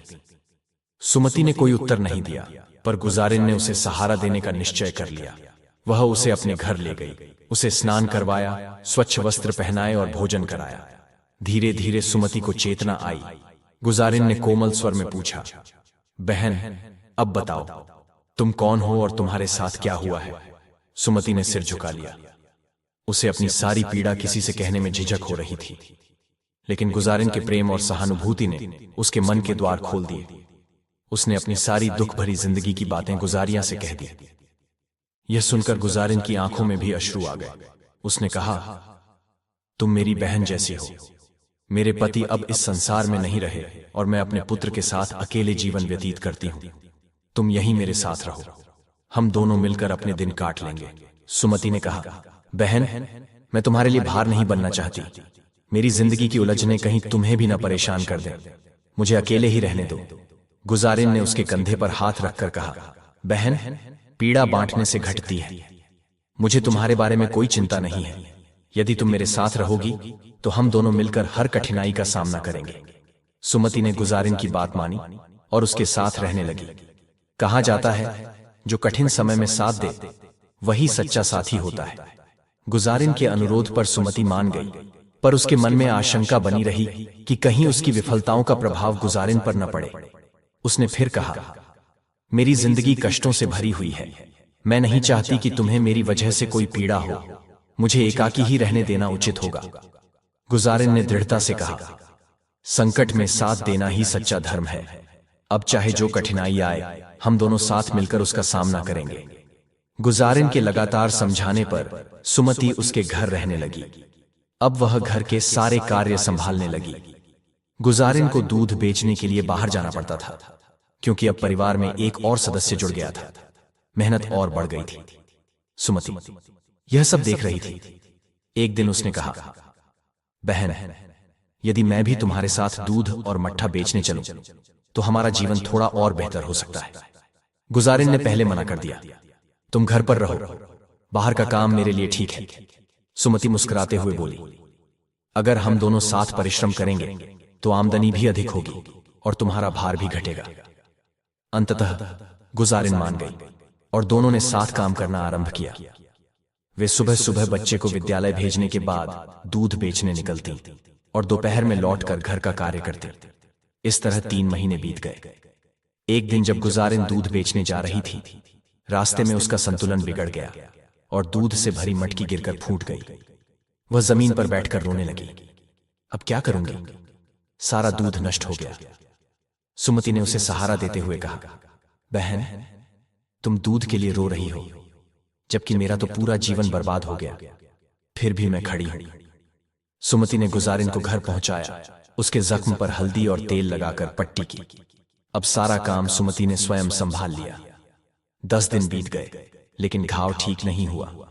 अब गुजारिन की सेहत बिगड़ने लगी, उसका शरीर दुर्बल होने लगा। सुमति ने दिन रात उसकी सेवा की, बच्चे का ध्यान रखा और घर के बाहर का काम भी किया। 6 माह बीतने के बाद एक दिन गुजारिन की स्थिति अत्यंत गंभीर हो गई और उसने अंतिम सांस ली। यह सुमति के लिए बहुत बड़ा आघात था। जिसने उसे बहन माना, वही अब छोड़कर चली गई। अब सुमति के कंधों पर गुजारिन के बेटे की जिम्मेदारी थी। मां के निधन के बाद वह बालक चिड़चिड़ा और उदास रहने लगा। वह बार बार अपनी मां के बारे में पूछता। सुमति उसे समझाती, तुम्हारी मां ईश्वर के पास चली गई है, कुछ समय में वह वापस आ जाएंगी। धीरे धीरे उस बालक ने सुमति को मां के रूप में स्वीकार कर लिया। समय बीतता गया और वह बालक अब 18 वर्ष का हो गया। अब वह सुमति के कार्यों में सहायता करने लगा। एक दिन सुमति और वह युवक पास के पर्वत पर लकड़ी काटने गए। वहां एक सूखा वृक्ष था जिस पर सुमति चढ़कर लकड़ी काट रही थी। अचानक वह डाली टूट गई और वह पर्वत से गिरकर नीचे गहन जंगल में लुढ़कती चली गई। बेटे को डर लगने लगा। उसने नीचे देखा, लेकिन सुमति कहीं दिखाई नहीं दी। भयभीत होकर वह गांव वापस भागा और सभी को सूचना दी। सुमति एक दलदल में फंस गई थी। वह गर्दन तक उसमें ढंसी थी और वहां 10 दिनों तक संघर्ष करती रही। जंगली जानवर उसके पास आते, पर पास नहीं आते थे क्योंकि वह दलदल में फंसी थी। एक दिन कुछ वनवासी वहां से गुजरे। उन्होंने सुमति को दलदल में देखा और कठिन प्रयासों से बाहर निकाला। वह जीवित थी, पर उसकी हालत अत्यंत खराब थी। दोनों पैर टूट चुके थे। आदिवासी उसे अपने गांव ले आए और उपचार करने लगे, लेकिन चोट इतनी गहरी थी कि उसके पैर नहीं बच पाए। अंततः उन्हें काटना पड़ा। सुमति ने इसे ईश्वर की इच्छा मानकर स्वीकार किया। धीरे धीरे वह आदिवासी बोली और संस्कृति को समझने लगी। वहां एक वृद्धा थी जो ध्यान और आत्मिक साधना में पारंगत थी। उसने सुमति की विशेष देखभाल की। जब सुमति को यह झांत हुआ कि उस वृद्धा के पास ऐसी ध्यान विधि है जिसके माध्यम से कोई व्यक्ति अपनी पूर्व जन्म की घटनाएं देख सकता है, तो उसने जिद की कि वह अपनी पिछली जिंदगी जानना चाहती है। वृद्धा ने उसे समझाया, बेटी, पूर्व जन्म में झांकना उचित नहीं होता। कई बार जो बातें प्रकृति भूल चुकी होती हैं, व्यक्ति उन्हें याद करके अपनी मानसिक शांति खो देता है। बेहतर होगा कि तुम वर्तमान में जियो। लेकिन सुमति ने आग्रह किया, मुझे यह जानना है कि मेरे जीवन में इतना दुख क्यों है। मैंने ऐसा क्या किया था कि मुझे यह सब सहना पड़ रहा है? अगर मेरी पूर्व जन्म की स्मृति से और भी पीड़ा मिलेगी तो मैं वह भी सह लूंगी। वृद्धा ने उसे एक गहन साधना पद्धति सिखाई। उसने कहा, तुम्हें अपने अतीत को हर पल के साथ याद करना होगा। यह साधना 3 से 4 वर्षों तक चल सकती है। सुमति ने पूरी श्रद्धा और समर्पण से ध्यान आरंभ किया। धीरे धीरे वह अपने बीते पलों को स्मरण करने लगी। 3 वर्ष की कठिन साधना के बाद अंततः सुमति अपनी पूर्व जन्म की स्मृति तक पहुंच गई। उसने अनुभव किया कि उसके पूर्व जन्म में उसका नाम माया था और वह एक साधारण परिवार से संबंध रखती थी। उसके जीवन की सबसे बड़ी पीड़ा यह थी कि वह मातृत्व सुख से वंचित थी। इस कारण वह मानसिक अवसाद की स्थिति में चली गई थी। गांव के लोग उसे बार बार ताने देते थे, जिससे वह भीतर से पूरी तरह टूट चुकी थी। अपने दुहक और निराशा से निकलने के लिए माया ने एक तपस्वी की सलाह पर कुछ विशेष तांत्रिक प्रयोग करने शुरू किए। उसे यह आश्वासन दिया गया था कि इससे उसकी समस्या का समाधान मिलेगा। यह कथा एक गहन और चिंतनशील कहानी है, जिसमें एक स्त्री सुमति अपने दुखों और पूर्व गलतियों का परिणाम भुगतती है। उसे यह बताया गया था कि यदि वह 21 बालकों की बलि चढ़ाएगी तो उसे संतान प्राप्ति हो सकती है। इस भ्रम और लालच में आकर उसने 21 बच्चों का अपहरण कर उनका वध कर दिया, परंतु यही उसका कर्म उसे असहनीय दुख और पश्चाताप की गहराइयों में ले गया। सुमति के भीतर संतान न होने की टीस इतनी गहरी थी कि वह समाज के निरंतर अपमान और तिरस्कार से विक्षिप्त हो गई थी। जब उसने यह देखा कि जिन बच्चों की उसने हत्या की, उनके माता पिता ने दुख में आत्महत्या कर ली और मरते दम तक उसे कोसते रहे, तो वह और भी अधिक पीड़ित हो गई। मृत्यु के उपरांत भी उसकी आत्मा को उन श्रापों से मुक्ति नहीं मिली। वह उन घरों में गई जहां उसने बच्चों को छीना था। कुछ घर तबाह हो चुके थे, कुछ लोग वृद्धावस्था में पहुंच चुके थे और वे अब भी उसे श्राप दे रहे थे। यह सब देखकर सुमति की आत्मा और अधिक व्याकुल हो उठी। उसे यह बोध हुआ कि उसका वर्तमान जीवन उसके पिछले जन्म के अहंकार और क्रूरता का ही प्रतिफल है। सुमति ने सोचा कि यदि वह अपने अतीत को न देखती तो शायद उसका अंतर्मन शांति में रहता। उसने यह समझा कि सृष्टि ने हमें भूलने की शक्ति दी है और इस वरदान को स्वीकार कर आगे बढ़ना चाहिए। अब वह अपनी भूलों का प्रायश्चित करना चाहती थी। इसी समय एक तांत्रिक उस ग्राम में आया जो भटकती आत्माओं को मुक्ति दिलाने में समर्थ माना जाता था। तांत्रिक के मंत्रों से उसने सुमति की आत्मा को शांति प्रदान की और उसे उसके अतीत की कटु स्मृतियों से छुटकारा दिलाया।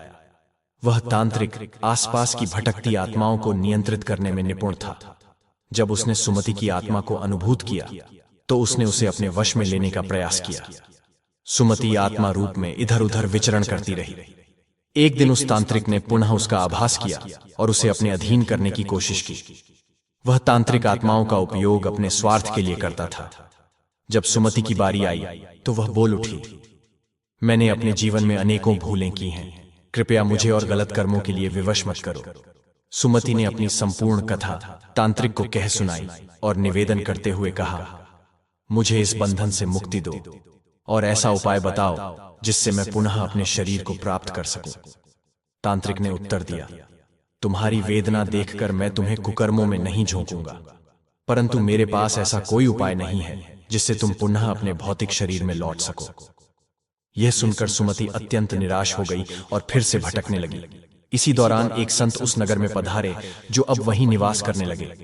वे वही संत थे जो उस कुम्हार के गुरु थे, जो सुमति के पिछले जन्म में उसका पति था। अब वह कुम्हार 80 वर्ष का वृद्ध हो चुका था और एकाकी जीवन जी रहा था। एक रात्रि जब संत और कुम्हार प्रभु की आराधना में लीन थे, सुमति की आत्मा वहीं भटक रही थी। संत ने अनुभव किया कि वहां एक भटकती आत्मा है जो मोक्ष की आकांक्षा कर रही है। संत ने कुम्हार से कहा, तुम्हारी पूर्व पत्नी की आत्मा यहां भटक रही है और वह उद्धार चाहती है। कुम्हार चौंकते हुए बोला, मेरी पत्नी तो वर्षों पहले संसार से विदा हो गई थी, क्या उसकी आत्मा अभी तक स्थिर नहीं हुई? संत ने सुमति की आत्मा से पूछा, तुम क्या चाहती हो और क्यों भ्रमण कर रही हो?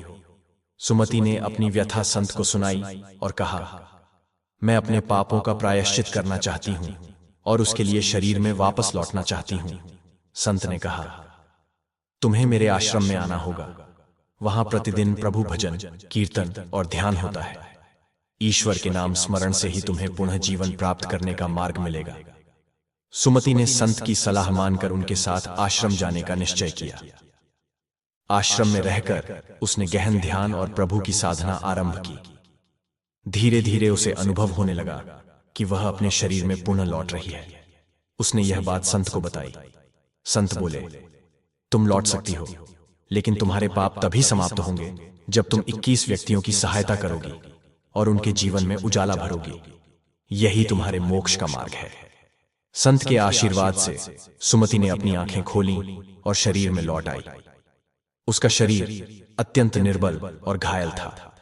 उसकी त्वचा पर चींटियों ने घाव कर दिए थे, परंतु आदिवासियों ने उसे छुआ नहीं, क्योंकि वे जानते थे कि वह ध्यान में लीन थी। उन्होंने उसके घावों पर औषधि लगाई और उसे भोजन दिया। धीरे धीरे सुमति को चेतना आई।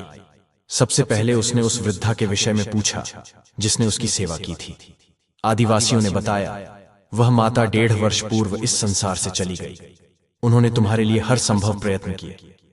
यह सुनकर सुमति भावुक हो गई। उसने आदिवासियों को अपनी संपूर्ण गाथा सुनाई। 7 वर्षों के पश्चात शरीर में लौटकर उसे यह बोध हुआ कि अब उसे प्रायश्चित करना है। वह चलने में असमर्थ थी, परंतु उसने हार नहीं मानी। उसने निश्चय किया, अब मैं दूसरों की सेवा करूंगी, चाहे मुझे घुटनों के बल ही क्यों न चलना पड़े। ईश्वर ने मुझे एक और अवसर दिया है, इसे व्यर्थ नहीं जाने दूंगी। सुमति ने जंगलों में अनेक कठिनाइयों का सामना किया। उसके शरीर पर घाव थे और वह बिना पैरों के केवल घुटनों के सहारे चल रही थी। फिर भी उसने साहस नहीं छोड़ा। उसकी संकल्प शक्ति दृढ़ थी। एक दिन जब वह जंगल में चल रही थी, उसने देखा एक सर्प कांटों में बुरी तरह उलझा हुआ है। कांटे उसके शरीर में गहरे धंस से हुए थे, जिससे वह छटपटा रहा था। सुमति ने सोचा, मैं इसकी सहायता कर सकती हूं। जैसे ही सर्प ने सुमति को अपनी ओर आते देखा, वह भयभीत होकर फुफकारने लगा। सुमति थोड़ी विचलित हुई, लेकिन फिर भी उसने साहस दिखाया। उसने पास रखी एक लकड़ी की छड़ी से सांप को कांटों से बाहर निकालने का प्रयास किया। सांप पहले गुस्से में था, लेकिन धीरे धीरे शांत हो गया। सुमति ने अपनी चादर का एक हिस्सा सांप के ऊपर रखा और सावधानी पूर्वक उसके शरीर में धंसे कांटे निकाल दिए। सांप ने राहत महसूस की और धीरे धीरे सुमति के प्रति कृतज्ञता प्रकट की। सुमति को यह अनुभूति हुई कि उसने एक जीवन की रक्षा की है। उसने सोचा, शायद ईश्वर ने मुझे जीवित रखा है ताकि मैं ऐसे कार्य कर सकूं। कुछ दिन बाद सुमति को जंगल में एक शिकारी दिखाई दिया। उसने देखा कि शिकारी अपने कंधे पर एक मासूम हिरण का शावक लटकाए हुए था। यह दृश्य देखकर सुमति का हृदय पिघल गया। उसने शिकारी से कहा, भाई, इस निर्दोष जीव को मुक्त कर दो, इसे भी जीने का अधिकार है।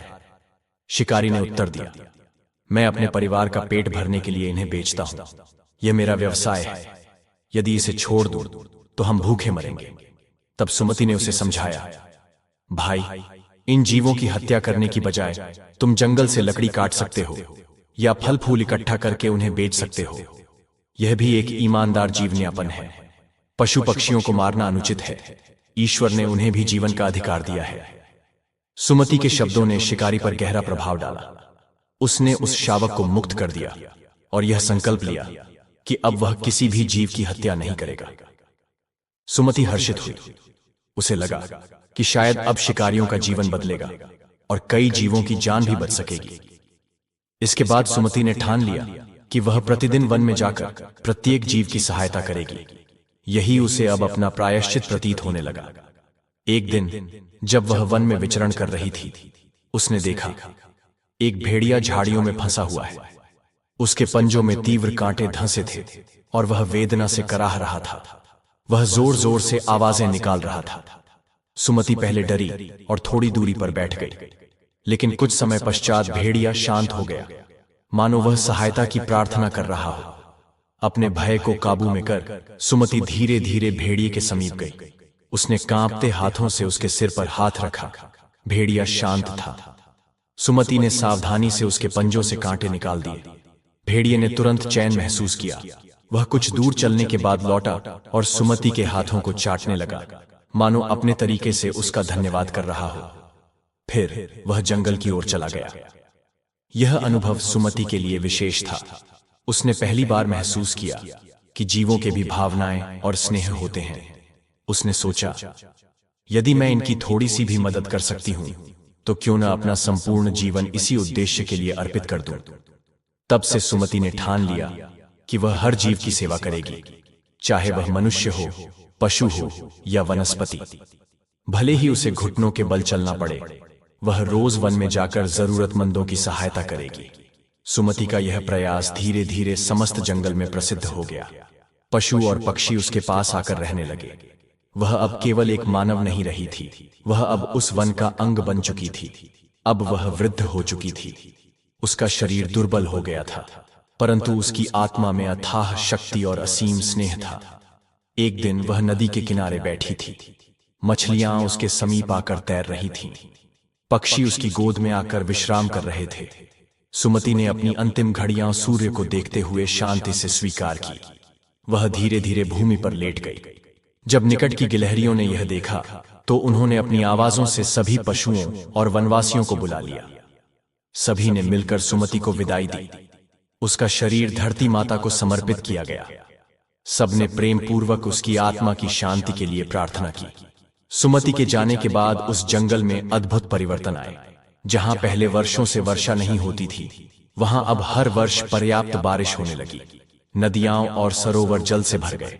पेड़ और पौधे सदैव हरे भरे रहने लगे। सभी जीव जंतु और वनवासी यह अनुभव करने लगे कि सुमति की आत्मा अभी भी वहां विद्यमान है। वह अपने प्रेम और दया के माध्यम से सबके हृदयों में जीवित रही। तो मित्रों, अब मैं आपको 3 महत्वपूर्ण कारण बताने जा रहा हूं जिनसे यह समझा जा सके कि कुछ स्त्रियां क्यों संतान सुख से वंचित रह जाती हैं। पहला कारण है दुष्कर्मों का प्रभाव। सुमति ने अपने पूर्व जन्म में निर्दोषों को क्षति पहुंचाई थी। उसने बालकों को कष्ट पहुंचाया और अधर्म के मार्ग पर चली। बुरे कर्म हमारे जीवन पर प्रभाव डालते हैं, कभी तत्काल, कभी भविष्य में। अतः सदैव सत्कर्म ही करने चाहिए। दूसरा कारण ईर्ष्या और क्रोध। सुमति इस जीवन में संतान न होने से दुखी थी। उसने अपनी पीड़ा को शांत करने के स्थान पर दूसरों की खुशियों से द्वेष करना प्रारंभ किया। यह नकारात्मक सोच उसकी स्थिति को और अधिक बिगाड़ने लगी। जब हम दूसरों की खुशियों को सम्मान दें तो भीतर शांति का वास होता है। कुछ स्त्रियां जब अनैतिक संबंधों में उलझ जाती हैं और गर्भवती होने पर उसे छिपाने हेतु गर्भपात करवा लेती हैं, तो उन्हें आगे के जन्मों में मातृत्व सुख नहीं मिल पाता। इसी प्रकार जो महिलाएं ईर्ष्या के चलते दूसरों के बच्चों को नुकसान पहुंचाती हैं, वे भी संतान के आनंद से वंचित रहती हैं। तीसरा कारण प्रकृति के नियमों का उल्लंघन। सुमति ने अपने पूर्व जीवन में संतान प्राप्ति हेतु ऐसे उपाय अपनाए जो प्रकृति के विधान के विरुद्ध थे। उसने धैर्य और विवेक का त्याग किया, जिससे उसकी समस्याएं और गहराती गईं। हमें हर कठिनाई को धैर्य से अपनाना चाहिए। अनुचित मार्ग अपनाने से समस्याएं सुलझती नहीं, बल्कि और जटिल हो जाती हैं। इस प्रेरणात्मक कथा से यही शिक्षा मिलती है, सच्चे सुख और मानसिक शांति के लिए सन्मार्ग अपनाना चाहिए और हर परिस्थिति में संयम बनाए रखना चाहिए। प्रिय दर्शकों, हमारी आज की कथा यहीं समाप्त होती है। हम आशा करते हैं कि यह कहानी आपको पसंद आई होगी और आपने इससे प्रेरणा ली होगी। मिलते हैं अगली कहानी और नई चर्चा के साथ। तब तक के लिए नमस्कार और धन्यवाद।